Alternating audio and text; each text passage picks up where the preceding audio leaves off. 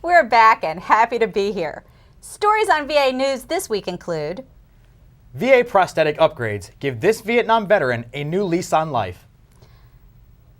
We've got part 1 of our series on VA's focus on patient-centered healthcare. And we say goodbye to a great friend of VA and veterans. We're coming right back with the first news show of the year, so stay right there.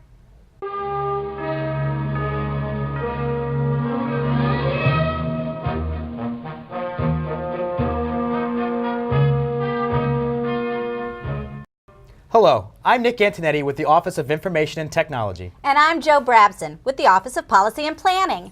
Thanks for joining us today. We begin with a story about a Vietnam War Army veteran who has benefited greatly from recent improvements in VA prosthetics. Miami VA Medical Center videographer Larry Gilstead sent us the story. In 1967, Army veteran Donald DeWint was serving in Vietnam when a rocket grenade destroyed his right leg. What remained had to be amputated just below his hip. Well, when I get this one here, the old one, they just gave it to me and told me I have to get used to it. When we first saw Mr. DeWint, it was February 9th of 2009.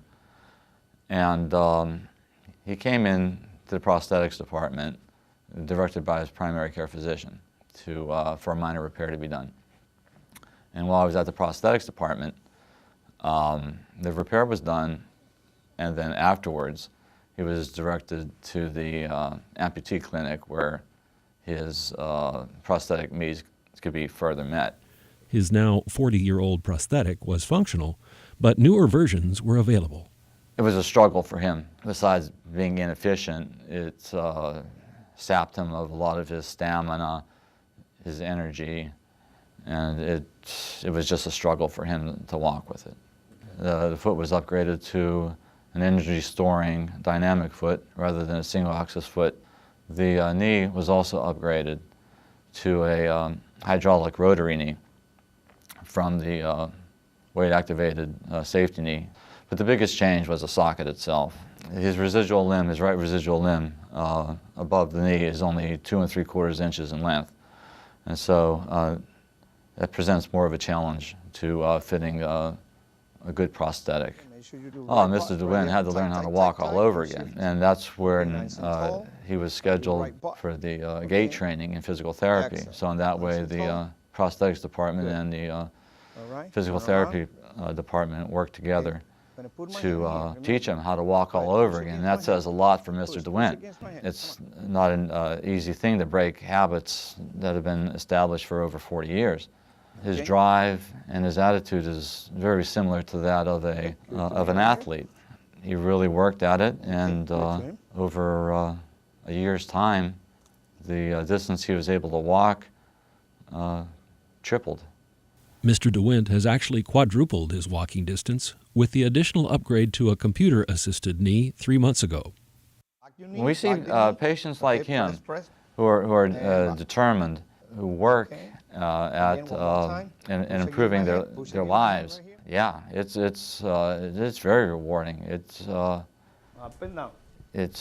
motivation, really, to do better and to work harder. Good. You're on your own now, sir. I'm Larry Gilstead, reporting from Miami.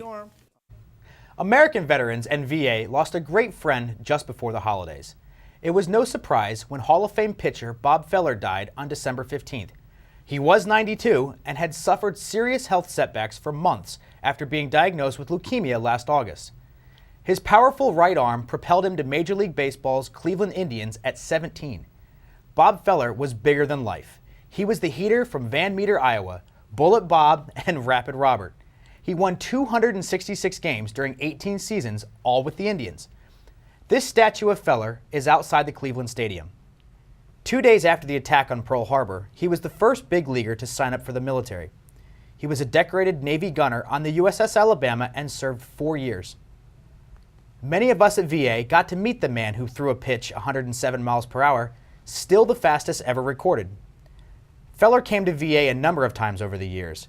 He was always reaching out to veterans and had a special relationship with VA employees at all levels. The last time we saw him was in Washington for a 2009 Memorial Day luncheon for wounded warriors at Bobby Van's Steakhouse. We will miss Bob Feller.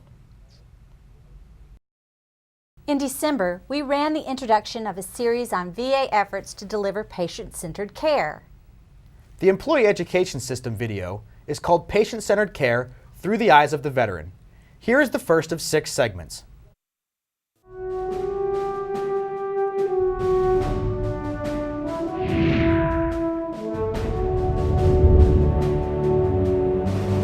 They're concerned about me as an individual patient. They did excellent.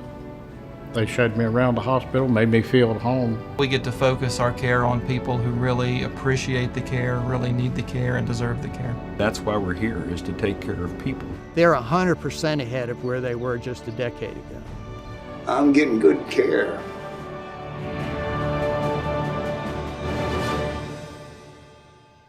Across the nation, the Department of Veterans Affairs is embracing a new model of care, patient-centered care. One way to get there is by creating health care that's not dependent upon the patient's ability to come into the hospital. So, throughout the day, VA is taking care to the veterans. It's 7 a.m. in West Virginia, a state where 1 out of every 9 citizens has served their country. We're the Community and Rural Healthcare Program Mobile Health Unit. We have a number of taskings that we've been given. One is enrollment and getting new veterans in, improving access. All of that is rolled into one where we go out and reach veterans that have not come to us before. There are Vietnam veterans, Korean War veterans, and World War II veterans, as well as recent OEF and OIF veterans that have not come in because of accessibility. That's really the warp and woof of what we do is being able to reach out, see somebody that wouldn't get care beforehand. As West Virginia's mobile unit arrives in Ritchie County, they'll be doing more than a typical day's work. Today, they'll be saving a life. I'm Richard Cross, U.S. Air Force. I've served in Vietnam, Cam Ranh Bay, all over that country.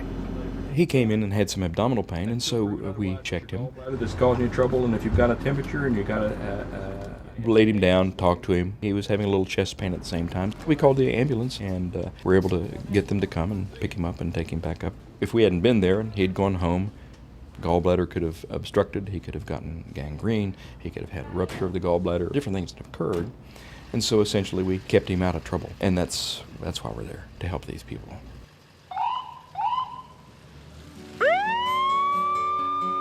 From the highway to a high-speed connection, VA is there.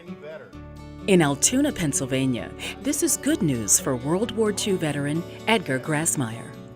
That's good news, Mr. Grassmeyer. Edgar Grassmeyer uses Telegerm. Okay. Without leaving Altoona, he turns to VA's West Virginia dermatologist, Dr. Armistead. You have psoriasis, sir. I went to the Altoona hospital, they couldn't do nothing. I went to 3 other different doctors, they couldn't do nothing. So I thought I'd try here. And even though the two are separated by hundreds of miles, the human touch between doctor and patient still grows. Well, don't do that. Huh? Don't do that. I know, it's itchy. With community-based outpatient clinics, veterans like Edgar Grassmeyer and this Army veteran have increased opportunities to get the care they need close to home. I'm Lee Fisher, 101st Airborne Division, Vietnam 69 and 70 with Army service between 1968 and 1970. Hey Lee, how you doing? Mac, how are you? Good, fine. Good to see you again. Yeah, you too. How you been? The VA has tried to become all-comprehensive in the way it treats patients not just as patients, but as individuals. But the key is, how does the VA deliver those services to people who want to live where they want to live, as opposed to having to live in a location simply because you're close to a VA facility? It's a real challenge for the VA. I credit them with having a view of the future in terms of providing clinics like this, especially for primary care. I have some people who drive 40, 50 miles to come here. If they had to go to Clarksburg to the nearest VA center, that would be another 60 miles one way. So they could be looking at a 200-mile round trip to see their doctor if it wasn't for clinics like this and others similar to it. And then there are those who need daily monitoring. like Korean War veteran Donald Frum. I'm Donald Richard Frum, United States Air Force during the Korean War. I'm 81 now. Having congestive heart failure and living in a remote farmhouse makes him a perfect candidate for telehealth. Good afternoon. Please take your blood pressure. Though telehealth has been around for years, the connection to immediate care is truly patient-centered. Well, it's very reassuring because I live alone, have for many years, and in a big house, it's nice to know that I can count on them and know that if something goes wrong, have a contact with the VA immediately. And Donald's first contact at VA is telehealth nurse Paul Zickafus. Yes, Mr. Frum, this is Paul at the VA. I just called to check on you to see if you... Since vital signs are captured in the telehealth system, VA staff can monitor the veteran's well-being, which has helped reduce emergency visits to the hospital by almost 50%. The Clarksburg VA is patient-centered, and when I go in for an appointment, there's very little wait. All of them are professional, they're friendly. Thanks to technology and innovation, veterans throughout the country get the care they need. As VA puts their patients first, new methods will evolve so they can continue taking care to the veteran. VA's 2011 National Salute to Veteran Patients is next month, the week of February 13th through 19th. Before the holidays, last year's salute chairman, James Reynolds, and acting friends Bill Broctup and Dennis Farina gave a prelude with a handshake bus trip to the VA medical centers in Tucson, Phoenix, and Prescott. Reynolds is co-chairman of this year's salute campaign with country recording star and wounded warrior Stephen Cochran. Reynolds is known for his role as a police officer Abe Carver on Days of Our Lives, and Farina was a Chicago police officer for 18 years before he switched to acting. He is best known for his roles in TV shows Crime Story, Miami Vice, and Law & Order. Broctup is best known for his role on NYPD Blue. A new edition of The American Veteran is airing now, and host Margot Ellis is here to explain what's in it. Margot, can you tell us about the stories you'll be covering this month? Definitely. On this month's edition of The American Veteran, we'll take a look at going the extra mile to deliver VA benefits and services, preserving the history of soldiers' homes from the Civil War era, eternally honoring the service of our nation's veterans, a recovery program helping those injured in Iraq and Afghanistan, using handheld digital technology to treat TBI-related memory loss, and veterans sell their produce at a grower's market in Albuquerque. That's what's in store. Hope you'll join us. Thanks, Margot. The American Veteran can be found on the VA homepage, www.va.gov. Just click on Media Room, then Video. You can also watch it on VA's Knowledge Network, the Content Distribution Network, and the Pentagon Channel.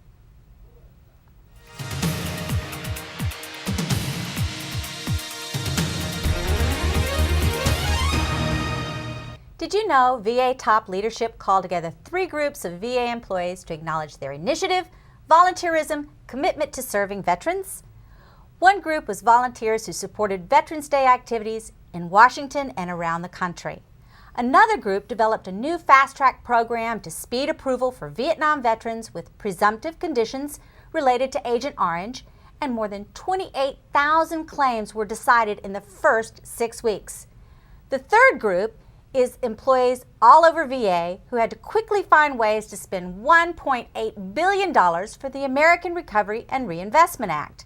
The group met the deadline to obligate the money, awarding some 1,500 contracts to 700 contractors for work at over 1,200 sites in all 50 states. That's all we have for this week's show. I'm Joe Brabson. And I'm Nick Antonetti. Have a great day and rest of the week.